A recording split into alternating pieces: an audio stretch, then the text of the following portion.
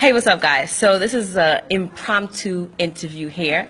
I have Hilton Hemerding. Hi. Hey. He's the writer of Beautiful Guyana, and he was just telling me about his story of where he recorded Beautiful Guyana and how its conception came about. So we're gonna do a recap. So Okay. I'm not gonna have the phone like in his face, but we'll have it at an angle. So. Actually, all right. Oh, you want to say hi to Facebook? Hi, Live. Facebook. Okay. Yes, I wrote this song in 1966, March of 1966, actually, before Ghana became independent, because having lived through the colonial times and singing and playing all those colonial songs, I thought as we were becoming independent, we need something that we could identify with as being Guyanese, with a Caribbean flavor, rather than the classical type of flavor. And so I said, you know something, let me put this song together. And strangely, I sat on a Chinese man's tune. It's St. Augustine's, Grand that's in Buxton and the East Coast of Demerara. With an old box guitar, an exercise book, and a pencil. In about 15 minutes, I had this whole thing put together. I ran over, I said, Mommy, hear this. I played it for my mom, and she was in tears. Of course, when she started crying, I started crying too, because it was so emotional. Yeah. She hugged me to her chest, and she said, son, that's great. And that was the beginning of the success. So, did you write it before or after? Before, March of 1966. Okay. And how did you Well, okay. Tell us about where you recorded it and how you came to go to wherever it is that you recorded I went to Cuba with the then Minister of Culture, Shirley Field Ridley. It was a group of us. It was the minister, there was Orville Willis, R.L. Young, Red Spurrier, and myself. Okay. And at a reception that was held in her honor, actually, but we were there too with her, by Fidel Castro, she asked him permission to have this song recorded. Fidel. Yes, Fidel.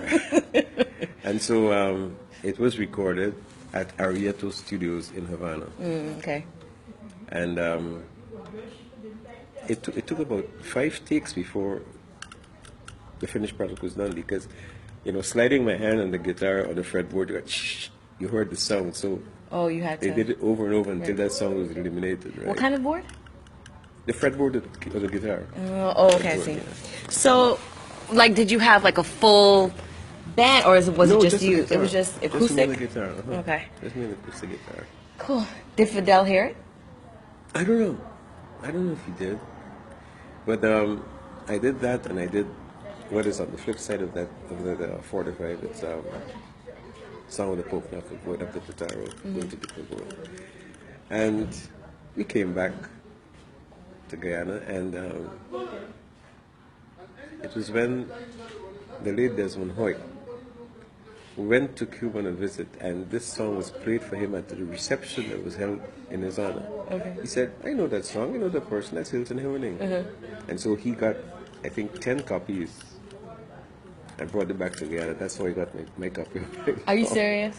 And I gave one to Shirley Field Ridley, because she had been the person who made it happen in the first place. So that's how the song. So wait, so you recorded it in Cuba and then just left it there? Yeah. And that was 1977. And I can't remember when it actually came together. No, it was before. It was 1975. I recorded it.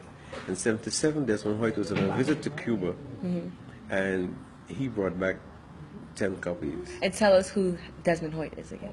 He was he was one of the presidents of Ghana. Okay. At the time, he was Minister of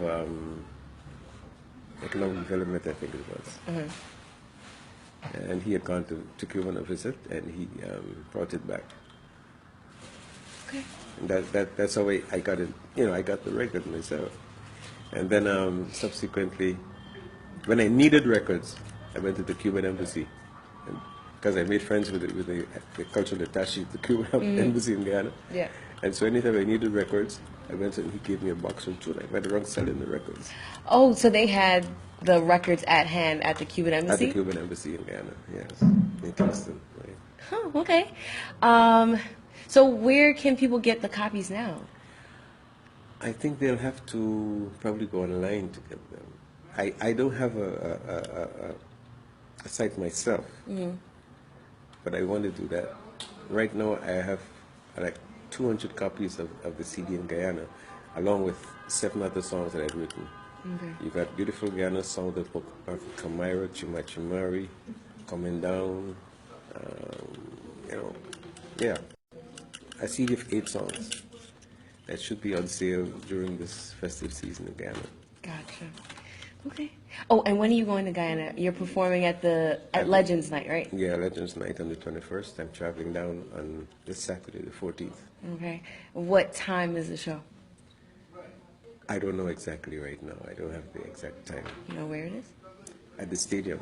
I don't know which stadium, if it's going to be the new stadium at Durban Park or if it's going to be the stadium in Providence. I don't know. Okay.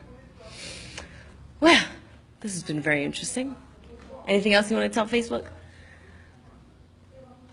Oh. He heard the song. Yes, I heard this song. She did a very beautiful version of Beautiful Guyana. And I have it here on USB. Yes. You see? You guys, you're supposed to get, let me show them. They're supposed to get their South by Southwest USBs, and they've been slacking. So they're going to go, and you're going to be upset because you're not going to have it. I know. She has my permission to do what she wants with it. So, all the Guyanese and all the people that know Guyanese, because everybody knows a Guyanese. And of course, this is a new and updated version, Yes. a modern version of Beautiful Guyana. Yes, so we're gonna make some things happen as far as getting it out there.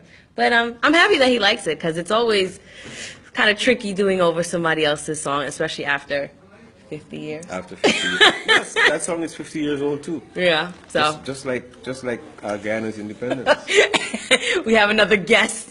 This is Hi, I'm Evangelist Nike Ama, making this happen this day here. And I'm a protege, actually, of Mr. Hemerding.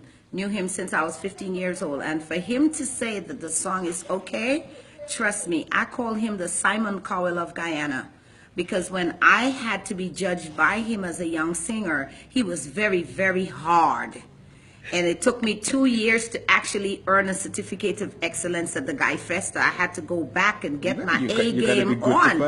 I know, I had to be great to pass him. So, Rakita, God bless you. I know, Raketti, I can't get that name right. Raketti, God bless you. And you have his permission. That means you did an excellent job for the youth version, the new generation version, and you're just going to be good because Simon Cowell passed you. You are going to be okay. oh my God. Well, thank you. Thank you very much. I tried my best. Thank you. No problem. I'm glad you did this. Oh, I feel elated. a little thug tear right here. Just a little thug tear. Well, if you guys have any questions, hit me up on Facebook. I'll be here for, I don't know, a while. But see you later. Bye. Right in the baritone solo competition. And these guys went up there. The song was There Runs a Dream, words written by A.J. Seymour, one of Guyana's leading poets. And Frank Daniels, who won actually, was there. There runs a dream of Paris, the baritone voice, powerful. People from the policeman voice choir who took part went up and they sang. And there was this little 24-year-old, 25-year-old young man went up. That's me. I just stood up there at Queen's College Auditorium. No microphones, big auditorium, but I knew to pitch my voice. There runs a dream of perishless plantations. I saw the Englishman sit back, fold his arms. He writing. I said, Lord, like this man will kill me here now. When it was done, went up to do the adjudication. He left me for last. And he said, you may have noticed I sat back and folded my arms because this young man was not loud. His pitch was clear, his intonation was direct. I heard every single word he sang. Mm-hmm. And I could never ever forget that. I played second. Frank Daniels, who was the big one, everybody loved him and knew him, beat me by 3 marks. Yeah. That's when I said, you're good. You're good. You know, but you come to my house, you will never hear me singing at home. Yeah, I don't. You know what's crazy? Like my parents, they make the most noise in the house, and I I like silence. I love silence, and they're like, "What kind of singer? What kind of musician are you?" But I just like silence. I feel like I just need a moment to be like, okay, I'm ready to like make music or do this or do that. And if somebody should ask me, they want me to sing at a concert or something, and say, what you going to sing? I said, I don't know. When I get there and I feel the atmosphere, and I play off the minds of the people, that's when I decide what I want to sing. See, but you play Yeah, guitar. I play keyboard. I don't play guitar anymore. Oh, okay. Look at back there. He's talking about addiction. And you're going to put it there and leave it there? Because of yesterday, because of the... Yeah, but then you could have come back in front. I know Yeah, yesterday. so I play on people, you know, and how they're responding to what's going on. That's when I decide what I'm going to sing. Because I got to catch 1 or 2 people in that audience. They must listen to me. And that's how I operate. So, do you want to tell them what church you attend? The church is called Truth Center for Higher Consciousness. That's his church. Well, all right. It's non-denominational. Okay. It started off as unity, but it's crossed the line. How long has this church been around? Or like, how long have you been a part of like the From the congregation? beginning. Yeah? Is it a 20, family? 24 years. Oh, well, all right. I've been the organist for 24 years in the church. I come from a Christian. My father was a priest, so I come from A from priest? a church. Okay. Anglican priest. Anglican, what they call here Episcopal. Oh, okay. Yeah. So I grew up in that, so I haven't gone far from it. I still remember a lot of the old hymns that we used to sing back then, and I play them sometimes in church on Sundays. Will you be judging any, I guess, like, are there going to be any contests in Guyana? Or will you No. be judging anything No contests. where you might have to bring the inner Simon out? What I'd love to do, my desire, my wish, what's in my heart, is to go back and see if I could work with some young people in that area, giving them some advice and channeling, you know, their skills. I'd love to do that. What part of Guyana are you from? New Amsterdam, New Baptiste. Amsterdam. Okay. But I've worked all over. Well, when you go, because you're going to go and you're going to do that, you're going to establish a little group, get them started. I feel like a lot of musicians in general, or singers, they lack theory. Yeah. And a lot of musicians don't take them seriously because they don't know how to read music. Because I've dealt with that before. Like I've been to I've attended a performing arts junior high and high school, and people are like, "You're not a real musician. You don't read music," and people don't take you But you know, seriously. it's funny. I could read to sing better than read to play. You could sight read. I could sight read to sing, but not to play. It's difficult. It's much more difficult. Well, maybe because singing is more innate, and you have to do it. I It guess, has more I coordination to do guess, for yeah. playing and stuff like that. Okay. Thank you. I'll see you, man. See you later. Take care. Yeah, it's I don't know, man. You know, when growing up, when I started playing the piano, it was funny. I was a little kid. We lived in Leguan. It's an island in Esquivel. I've heard of that My before. cousin who lived with us, she started going to music lessons in Leguan. It's a people named Denison's. And Daddy bought her a piano, and she comes home at night from music lessons. She sat down and she played. I was a little kid, 5, 6 years old. When she got up on the side, I sat down and played what she played. Oh. My ear is very keen. Very, very keen. And so people, daddy and mommy look at me, I said, wait, something wrong with this guy here, right?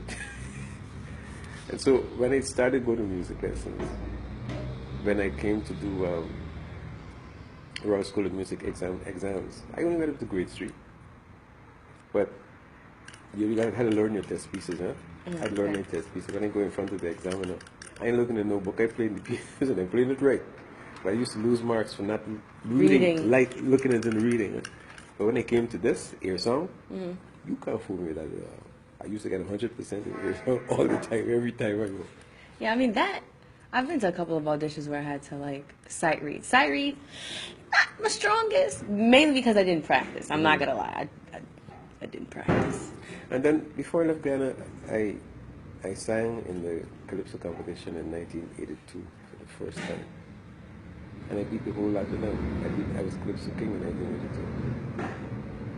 Because 1981 I played guitar for a lot of the Calypsonians at the Mashimani competition. And it was my playing that made a particular man win in 1981. He said, I don't want anybody else to give me the time but Hemerding. So I start 1, a 2, a 1, 2, 3, and I want the guitar. When he was finished, before the results, his wife ran to me and hugged me. You will make my husband win, and he did win. So you just happened to be like assisting him? I was playing in the band. Oh, back okay, then, okay. Right? I was playing the guitar, lead guitar. I mean, Yeah, rhythm yeah. guitar. But if he had sung that song a little faster, He would have got them. no, he wouldn't have won. No? Had he sung it faster or slower, he would not win. He had to have a particular tempo. So he won first? I gave him the right tempo. Used to call him Piamio. Was it? Piamio. Yeah. But he was good. He was very good. And when he was finished, he took us down by his house in Durban Street to a bar, restaurant and bar, and the drinks flowed and the food flowed. When I was there till like 2 o'clock in the morning, eating and drinking, my family just spread joy. Okay. Oh, I just want to say something.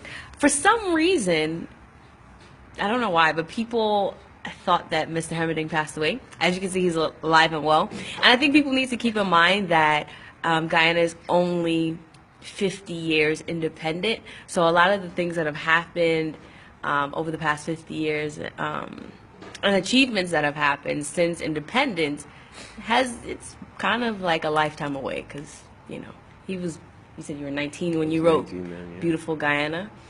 So a lot of the people that were instrumental, well, the majority of them, you can correct me, they're probably alive if you're looking for them. I wouldn't say the majority of them. Majority have gone. But there's still quite a few around. They're around. Quite a few around, yeah. They might be in New York, where we are right now, England, Canada, maybe in Guyana. Or people might be back and forth, too. Yeah, there are a few of them in Miami, Florida. I know that. People who played in bands like the 10 Stars and those bands and those singers from those are still around. Some of them are still around. Do you know who else is going to be at the Legends night? Yes. That people might be familiar with? Other Guyanese singers that are going down from here: Ivor Lynch, Glenn Fluff Miller, Rita Forrester. The majority of those people, they Kenny live Lawrence. in New York? Yeah, they live in New York. New York or New Jersey. Kenny Lawrence and Terry Gadraj, who's an Indian boy who lives in Queens. He is dynamic. He calls himself Ghana Babu. That boy could sing. He could whip up a crowd in no time. Have you going frenzy? He is good. I mean, you gotta get jacket. He's good. He could make a crowd get involved. Yeah. He's good. What is have you heard like any of the modern music like from Guyanese artists there? I know Yeah. Banyals and his wife Charmin Blackman. They are doing some revisions with some other Guyanese singers in Ghana. They revised some of the national songs. Okay. Done them in a modern trend, you know, and it's coming around quite well.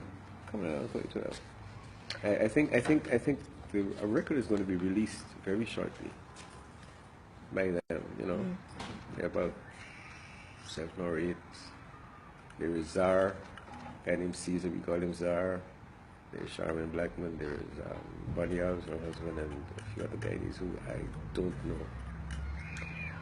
So, what I've noticed is like, and this could just be me, I feel like we've lived in, or we're in a lot of like other country shadows. Like, you know, Jamaica has reggae, Trinidad has. I see where you're coming from. I agree with you. I agree with you. You know, way back in the day when I was working as culture coordinator with the People's Culture Choral Group in Guyana, the mighty chief, who's an Amerindian Calypsonian, had come up with a beat called the Kali Mari, where he had blended the calypso rhythm with the Amerindian Mari Mari beat. Fantastic thing.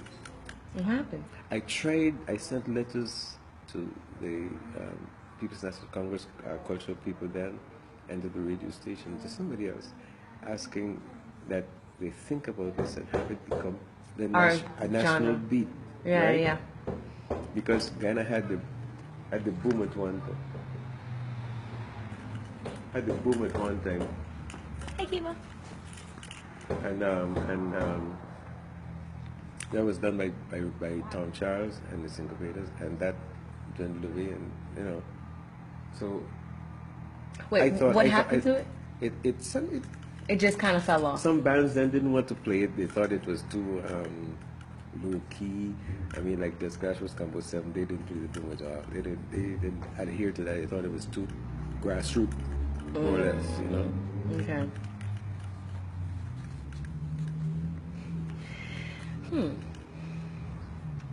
Yeah, So I mean, I it's think that's like my biggest thing, because there are so many Guyanese outside of Guyana, and I feel like a lot of people, they don't take us seriously. Number one, because we're not technically in the Caribbean, but we're classified as Caribbean because the culture is the same. We're not Hispanic, so to speak. So it's like, we just kind of need to step out, and maybe, hopefully. Yeah, it hurts you when you hear Guyanese trying to be Jamaican. I've seen that a lot. And that's another thing. I said, so are we ashamed of our own? Now, I'll tell you what happened one time. I was asked to go down to Atlanta, Georgia, to take part in the I know what you're talking about. I've been Yeah. there before. and to perform. I'm there, and I was asked to do. I took my keyboard. I was asked to do the Ghana national anthem, to sing some folk songs. I was under the entertainment tent, entertainment booth. There was a Guyanese fella with a DJ, his sister. The only thing I got to play and sing was the national anthem. By the time I finished, he put on sheer Jamaican reggae, trying to talk Jamaican, he ain't singing good. I was disgusted. I said, what is wrong with these people? Are they ashamed to be who they are? Listen, anywhere you go, you will know that I'm Guyanese. Like, and a lot of people make fun of me because I'm a first generation Guyanese. So, like, the last time I went to Guyana, they asked me where I'm from. I said, I'm from New York, but don't worry. Oh no, I told them I was Guyanese. I was like, don't let the American accent fool you. You know? I was like, don't worry about that. You know, because, you know, my parents have instilled a lot Guyanese of culture, right? national pride, and you know, my exactly. dad told me when I was younger, he was like, look, you can't go around telling people you Guyanese and you don't know the Guyanese national anthem. That's all right. You got it. You're right.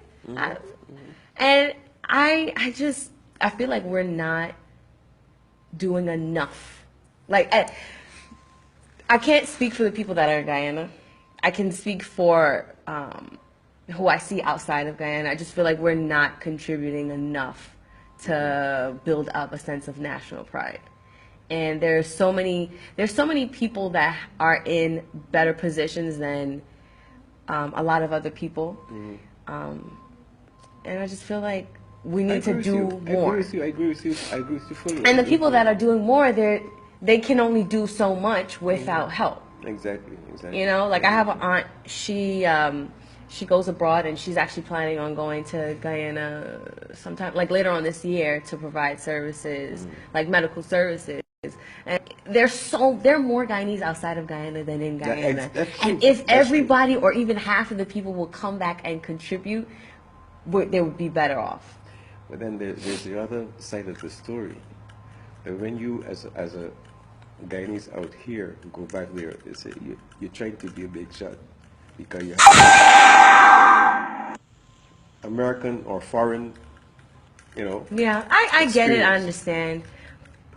I don't know why. It's damned if you do, damned if you don't. But I'd Exactly. rather do than don't. Exactly. Me too. Me too. Me too. So, Like I said, I'd like to go back and make my contribution to my country because I think there are lots of places, and because I was born in New Amsterdam, that's where my mind is all the time. Right. I want to go and That's have natural. contributions, Of course, I worked on radio. I worked in national service. I was a teacher, high school teacher. I did so many different areas. I worked in culture. So I worked on radio. So I have a wide experience in different areas of work. If you want to go back and be in television, fine. You want to go and be in the radio, fine. yeah. I've been there, done that. I don't know. So, I guess, where do you see Guyana in the next 50 years? Or what advancements would you like to see The or first changes thing, made? The first thing I think of when I think of Ghana in the future is an identity of its own. Well, what kind of identity do you think Guyana holds now? I think Ghana is too much influenced by foreign countries. Mm-hmm. Ghana needs to establish its own identity. Right. And because something I say all the time, there is no revolution that has ever been successful without first the cultural revolution taking its place in that country. That's the most important thing. If the culture is fixed, everything else falls into place. Right. And I gotta give it to my parents, especially my dad. Like, he reads the papers all the time. It's like, come look at this, read this. And I'm not gonna lie, like, I get upset because I see a lot of I see a lot of efforts going into foreign investments, and I feel like if they would take some, and here, this is from an American standpoint, but like, for me, I have a different view. I'm younger too, and a lot of the things that I'm doing, it's more popular in my generation as far as like taking things into your own hands, and people might say that I have more of an advantage because I'm an American, but that's neither here nor there. I just feel like I wish that they would invest more into the people than into foreign ventures, and that's what I've seen and that's what I've read. So I don't know. And I went to what is it? Like, they had like it was like the celebration, like the kickoff to the Jubilee celebration, where the Prime Minister Nagamutu was there, and he was saying that Here in Queens? in Queens, and he was saying that anybody that wants to participate and donate their services, to really reach out to the Minister of Tourism or Education, either tourism or education or both of them. Both of them. And they will gladly accept them. But also too, like, you guys kind of gotta answer your email, because I've been emailing you guys. So it goes both ways. I'm willing, and I'm pretty sure, like, if I bring it to other people that know, that they'll be willing to do so as well. So, hopefully it'll be accepted by the Guyanese people, and they won't feel as if we're trying to take over. Right. Unless they have to get rid of that. They have to want help. Exactly. Just like anything else, you have to want the help in order to receive the help that's It's like being given. After this last elections, you hear people commenting, and you want more young people involved. Yes, I agree. But what experience do the young people have? They have to learn from the older folk. Go and understudy the older folk, and then you can take over. Right. I'm glad for the young people to take over, fine, but you don't have the experience. You leave some of them, they get into war right away. You know? Well, I love to see the young people more involved. yeah. I love to. Because who else is going to carry on their legacy? Exactly. Who's going to But know they need to understudy and learn from some of these older. and learn from the mistakes? Exactly. President Granger is going to be 71 in July. Really? Wow, Yeah. it looks great. We basically grew up together. Wow. Spent holidays at our family's homes, his family's home. You know. Not somebody I don't know. I don't want nobody tell me who David Granger is. I could tell them. I could write a book with that because we grew up together. You know, his last sister, who is deceased, he had 5 sisters. Only one is alive right now. Wow. I spoke with her this morning. She lives in Nova Scotia. She's going down for the See, celebration. Nova Scotia, Canada. She left Ghana since she was like Ontario. 17, 18. Yeah. She went to England. She studied nursing, and she's been working all over different parts of the world. She lives in Canada now, right? She should be down there too for the anniversary, the celebrations, for the jubilee. But I'd love to see. I'm gonna be a Guyanese. I'm an American citizen, yes, Of course. but I'll always be a Guyanese in heart. I can never give up on my country. Never, ever, ever, regardless. I don't concern with the war and fighting they got. I'm a Guyanese. I say it proudly. I don't care what y'all think. I know me. I know how I was brought up.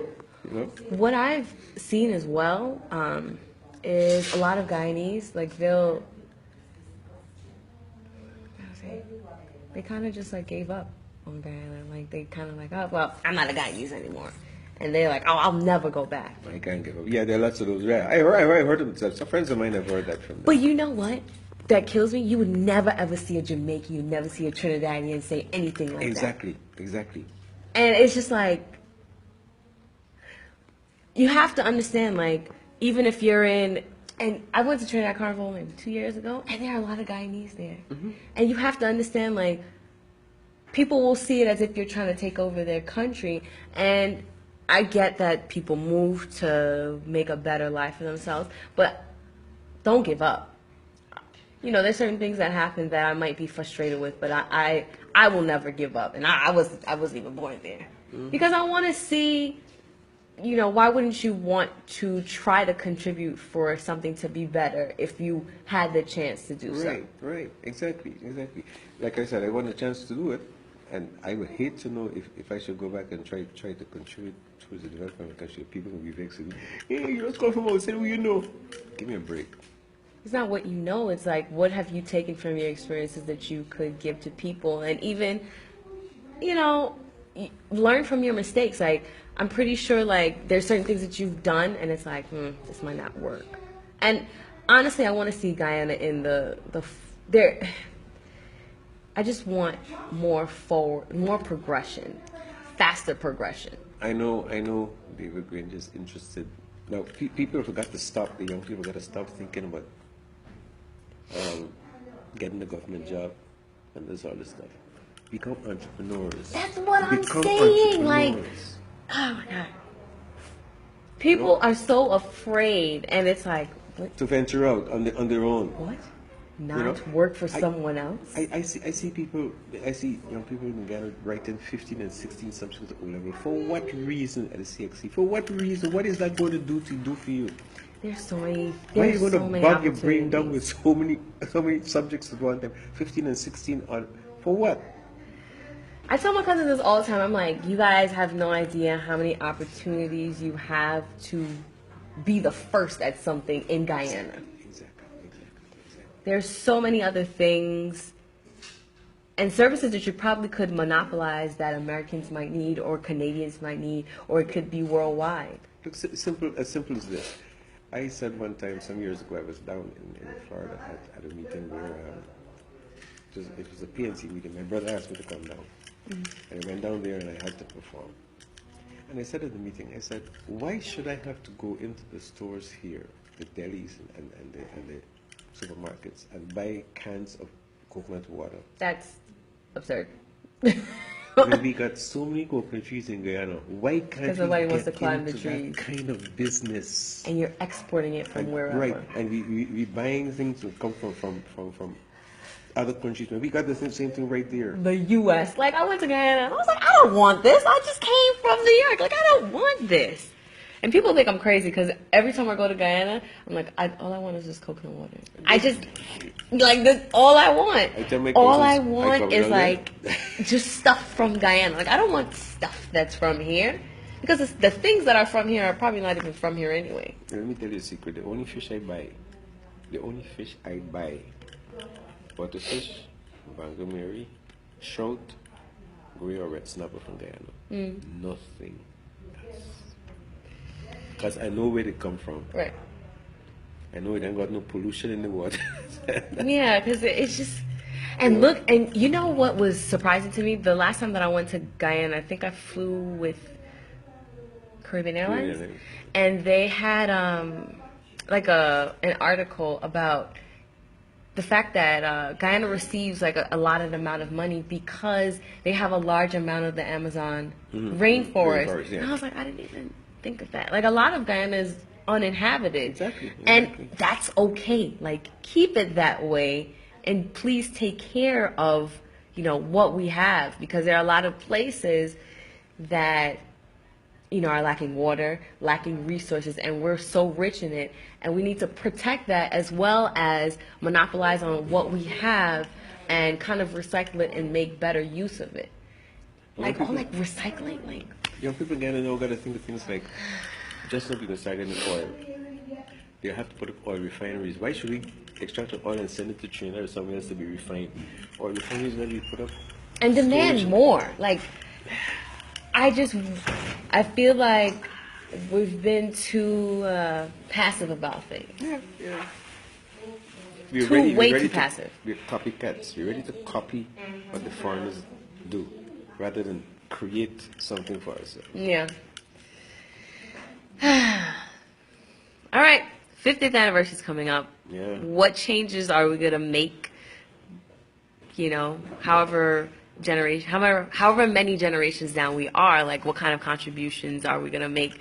Oh, and what do you think about, I guess, national pride and generational national pride? Answer carefully. I rather not answer that question. I rather not. Yeah, I'm a Guyanese for the record. Well, I'm a Guyanese for the record. I just have an American accent and American citizenship. I plead the fifth on that. I don't want to answer that. All right. Anything else you want to touch on? No. I feel like that's it. Yeah. I just really wanted to come back because I feel like the conversations that they were having off camera were really important. So, see you later.